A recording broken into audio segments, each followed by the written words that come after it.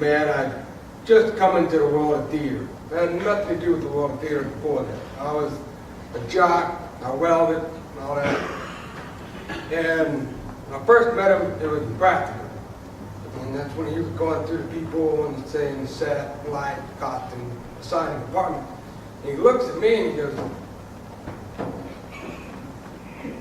"Can you use tools?" "Yes, sir." "Secretary." "All right." And then he talked, and he had a strange way of talking. And he was, I thought he was an oddball. Weird. But then it was when he was giving us a tour of the stage, at the main stage. He's walking, all of a sudden he stopped and he goes, "I was a little kid. And I was doing laundry. And I pulled the laundry out of the washer and my mom said, 'Jeffrey, be sure and shake it.'"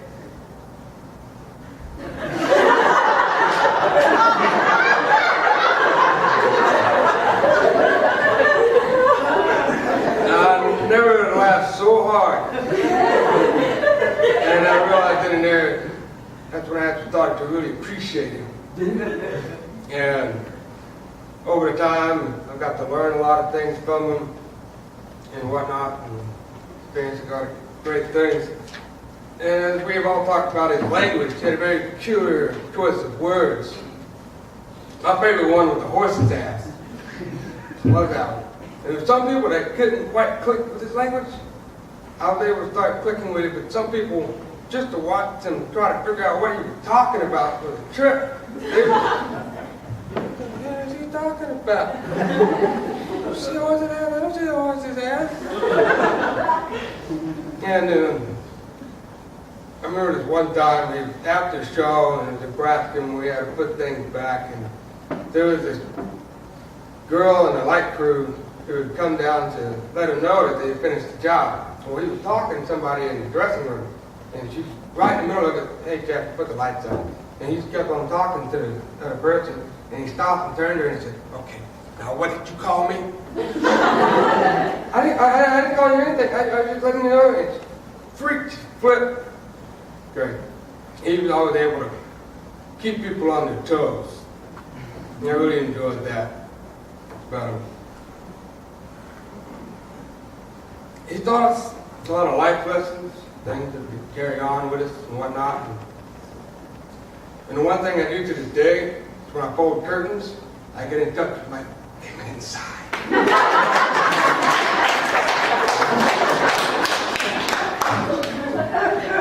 Get the curtains down.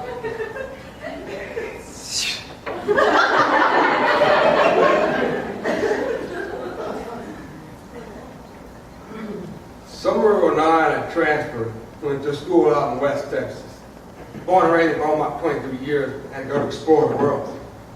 And I hated it till I left the Lamar Theater Department. I really enjoyed it there. It became my second home. And I had to get out of Beaumont. Yeah.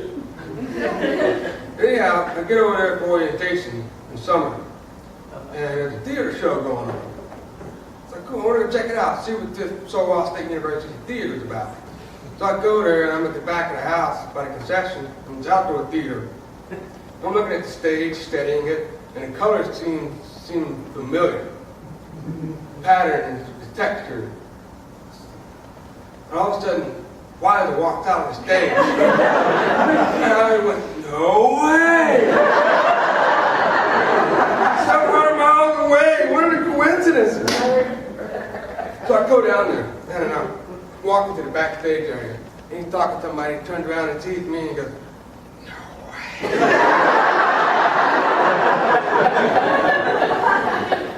And come to find out, he'd go to the summers and design summer shows and whatnot. And so we hit it up, got some beer, drinking, talking, this and that, and he asked me what I was doing. I told him I was going for a technical, going to design sets, and he always had advice, good advice on anything. Sometimes about life, sometimes about theater. Even though in theater you could take and apply it to his life and whatnot. I learned a lot from that man in a lot of ways, and gave me advice on this set design. And yeah, you want to design sets, and have you been to the theater? No. How are you going to design sets if you haven't seen the theater? And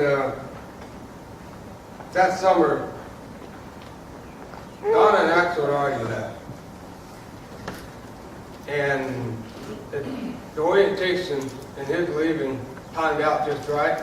And he asked me if I wanted to go on a road trip with him, if I would ride back with him to Beaumont. I said, sure, I'd love to. And all through that road trip, we talked, shared stories. He shared stories about how he met his wife, Donna. That was stories. He told me about one time I got his ass kicked. The guy was being rude to her, and he said, I stood up to him. I stood up. Ass kick. I stood up. And then we stopped at a friend's house in Fredericksburg. Stopped there for the night, halfway point. And we're sitting there, we're visiting, they're connecting, chit-chatting, catching up, and then we drank into the night. We passed out in the fold-out bed, and I passed out on the couch. I wake up in the morning, and this is exactly how he was laying.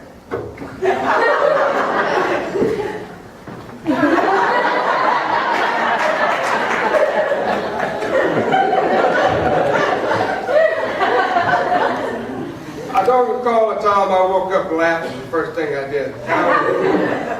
That's something.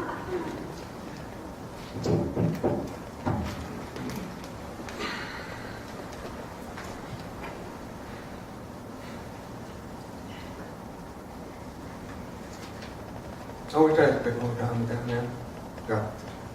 I was actually going to come and visit him when I got back.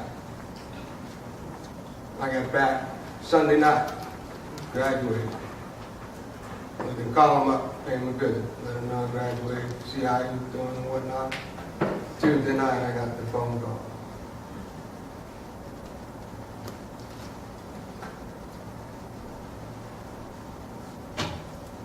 Axel, last time I saw you, you were short and tall now. I didn't even know what you're taking growth hormones. I need some of that.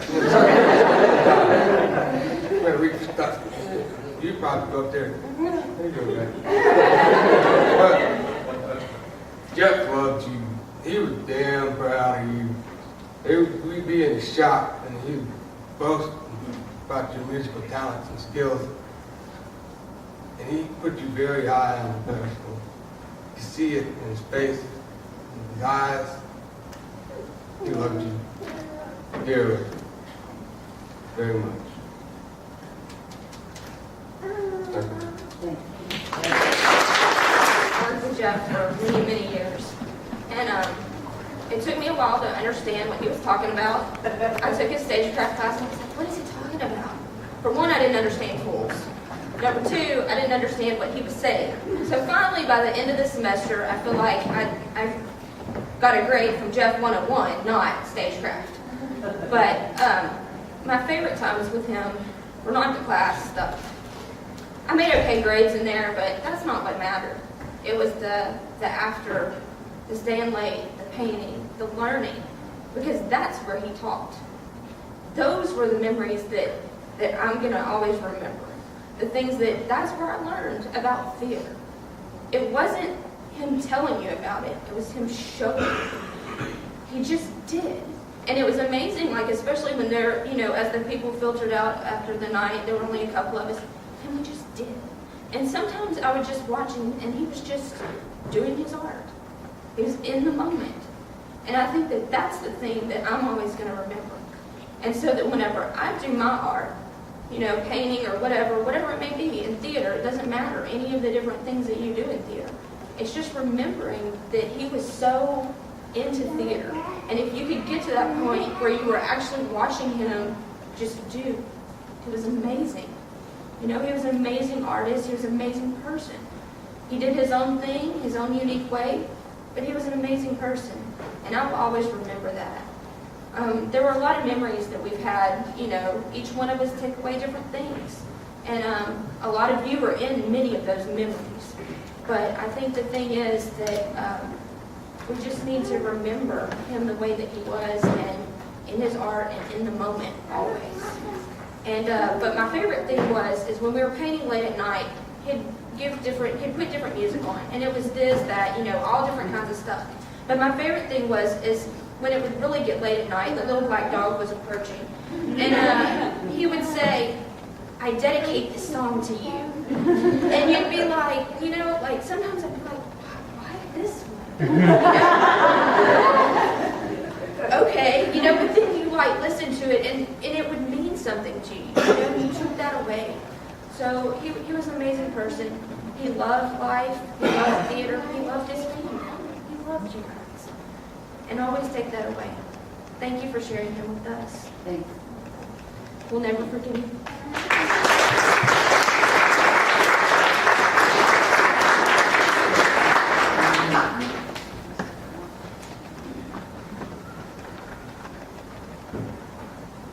Wow, okay. This is real. I'm really happy right now. Hopefully, I could sit up here and tell stories for the rest of the day, and I'm sure all of you could. But I'm going to try and focus on just two simple ones that I've been thinking about for the past few days. One of them, hopefully funny. One of them, hopefully, that touches you incredibly deeply.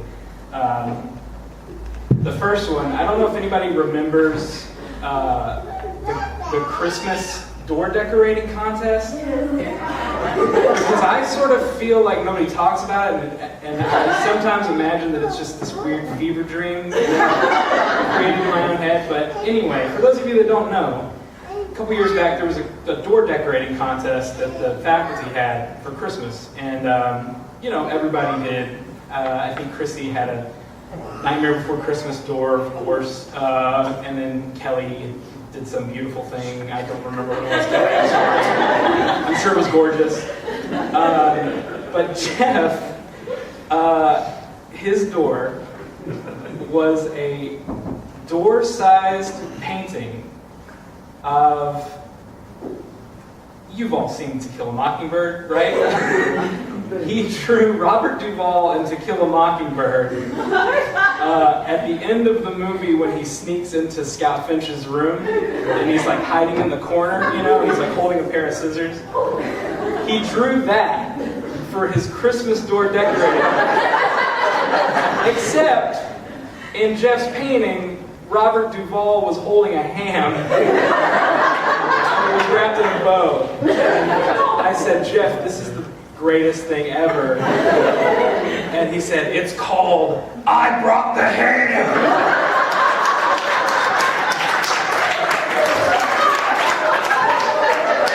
And the picture of that painting is hands down my favorite picture I took in my 20 years at Beaumont. The other one is actually the last time I saw Jeff. It was luckily just a few short months ago. I saw him at the Strike for Vanya. I'd gone to see my brother in that play. He was fine. Just joking. Sorry.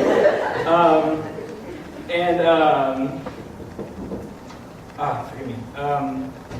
I walked into Strike and it felt really weird to be there because I'd done so many strikes at Lamar, but here I was, not actually a part of it. And there Jeff was, there Chrissy was, there were all these babies running around tearing things apart, and I was like, I just got to get out of here quick because this is horrifying. But I saw Jeff, and it was great. He looked great. He looked healthy and happy. And he walked by me. Forgive me. He walked by me and he didn't recognize me right away, and he had to double take when he realized it was me. And it was wonderful. We talked, we caught up. He seemed really happy to see me, and that was really great, and I was happy to see him. And he asked me, a few months before that, I'd gotten married. And the first thing he said to me was, "You look happy, you look healthy," and he said, "You look pink."